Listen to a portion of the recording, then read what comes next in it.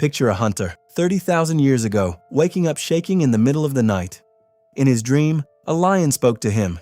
He doesn't roll over and go back to sleep. He gets up, walks straight to the elders of his camp, and tells them exactly what happened, because in his mind, that lion was real. Not symbolic, not just a dream, real. And here's the thing, that wasn't some fringe belief. For almost the entire span of human history, in almost every culture we know of, dreams weren't background noise your brain made up. They were events, actual things that happened to you somewhere else while your body stayed in bed. We've mostly forgotten that. Today, if you tell someone, "I had a weird dream," they assume your brain was just sorting through junk while you slept. Random neurons firing, nothing real about it. But that idea, dreams as meaningless noise, is actually one of the newest beliefs humans have ever had about dreaming. For most of our existence, we believed almost the opposite. Let's start with Mesopotamia, because some of the oldest written records we have are basically dream reports. The Sumerians and later the Babylonians took dreams seriously enough to write entire manuals about them, lists of dream images and what they meant, almost like an ancient search engine for your subconscious. But it wasn't just interpretation. Kings would record their dreams in royal inscriptions as actual encounters with gods.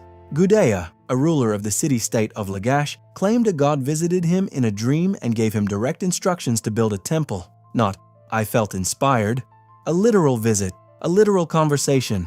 And he acted on it exactly like he would have acted on a face-to-face order from a king. Move over to ancient Egypt, and you get something even stranger: dream incubation. If you wanted answers from the gods, you didn't just wait around hoping for a dream to show up.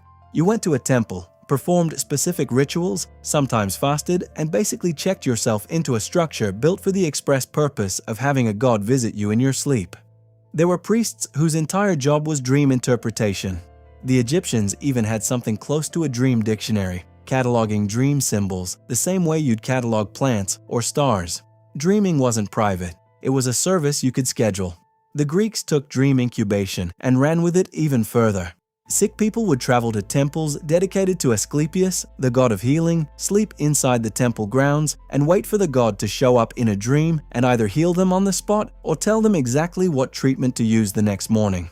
Archaeologists have found thousands of inscriptions from people thanking Asclepius for cures they say happened literally while they were asleep inside his temple. This wasn't metaphor to them, this was medicine. And it's not just the so-called great civilizations with their writing systems and temples.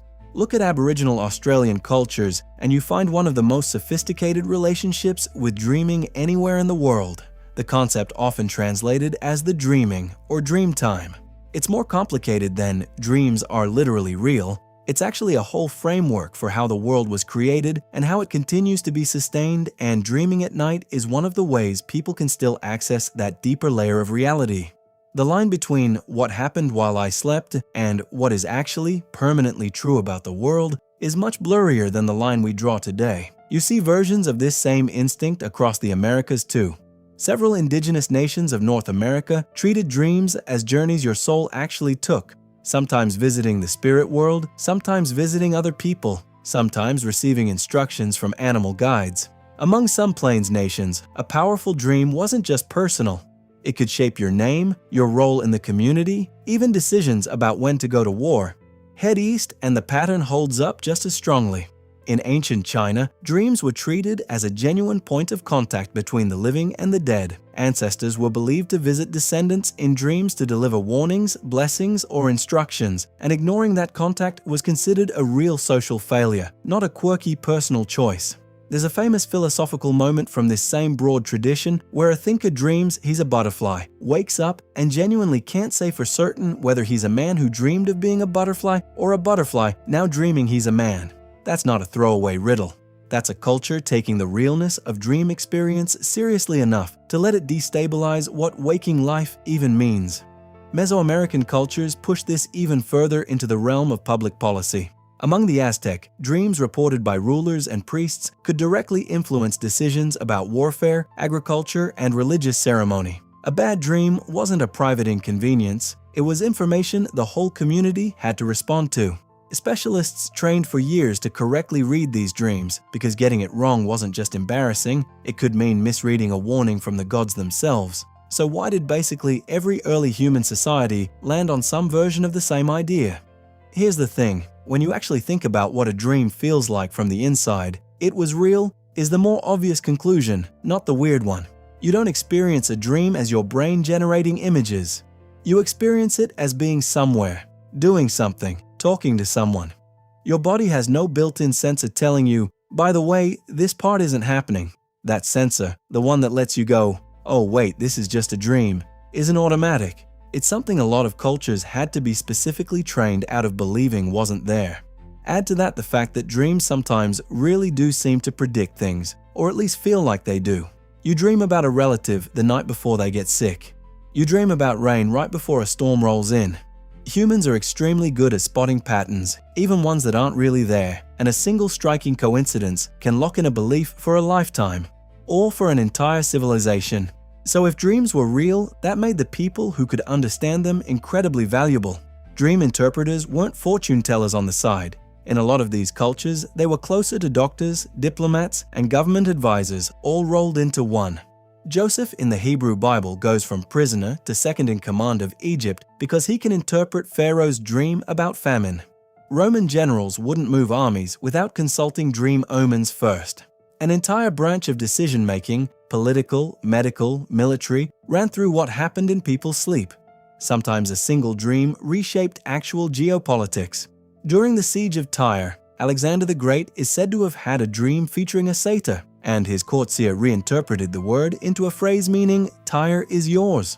That single piece of dream interpretation reportedly convinced an already exhausted army to keep fighting a siege that had dragged on for months. Whether or not the dream actually happened the way the story claims, the fact that it could be used to redirect an entire military campaign tells you everything about how much weight a dream was assumed to carry. Now here's where it gets interesting, because this belief didn't just fade away on its own. It got actively challenged. Some of the first serious pushback comes from ancient Greek philosophy itself. The same culture building temples for Asclepius also produced thinkers like Aristotle, who argued dreams weren't divine messages at all, just leftover sensory impressions still bouncing around the body after you fall asleep. That's an enormous claim for the time. He's essentially saying, the priests are wrong, the temples are wrong, dreams are just biology. But that argument didn't really win, not for a couple thousand more years. Dream interpretation as a real, consequential practice stuck around in various forms well into the Middle Ages and beyond, particularly in religious contexts, where dreams were still treated as a legitimate channel for divine communication. The real turning point came much later with the rise of scientific rationalism, and it really tightens up around the work of one Austrian neurologist about 125 years ago. Sigmund Freud didn't bring back the idea that dreams were literal events, but he did bring back the idea that they meant something, just not externally, internally. Dreams stopped being messages from gods and started being messages from your own repressed desires. Different mechanism, same basic instinct. Dreams aren't random. And honestly, modern neuroscience hasn't fully closed the door on dreams mattering either, even if it's rejected the literal travel version completely. We now know REM sleep, the stage where most vivid dreaming happens, plays a real role in memory consolidation and emotional processing. Your brain genuinely is doing something important while you dream, even if it's not visiting the underworld or receiving instructions from a deity. Researchers studying nightmares have found they may even help regulate fear responses, essentially letting your brain rehearse a threat in a low-stakes environment before you ever face anything like it while awake. Which sounds almost exactly like what ancient warriors believed their pre-battle dreams were doing for them, just described in a lab instead of a temple. Some researchers studying lucid dreaming have even found that people can train themselves to recognize their dreaming in real time, which is basically the exact skill ancient dream interpreters spent their entire careers operating without. And sleep paralysis, that terrifying half-awake state where you feel a presence in the room but can't move, used to be explained by witches, demons, and night spirits in cultures all over the world,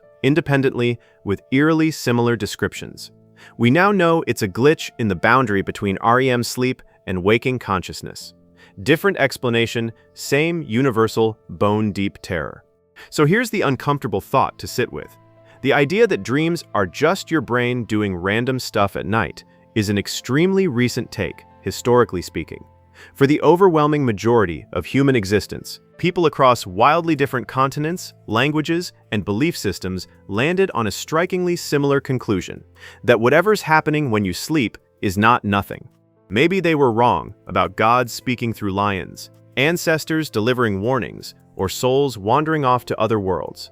But the next time you wake up shaken by a dream that felt unbelievably real, remember, for most of human history, that feeling wasn't something to dismiss. It was something an entire civilization would have taken seriously. Maybe, for one night, you should too. If stories like this make ancient history feel a little less dead and a lot more strange, that's the whole point of this channel. Subscribe to Flash BO for more of this, and drop your weirdest dream in the comments. I read every one, and I'm definitely stealing the best ones for a future video.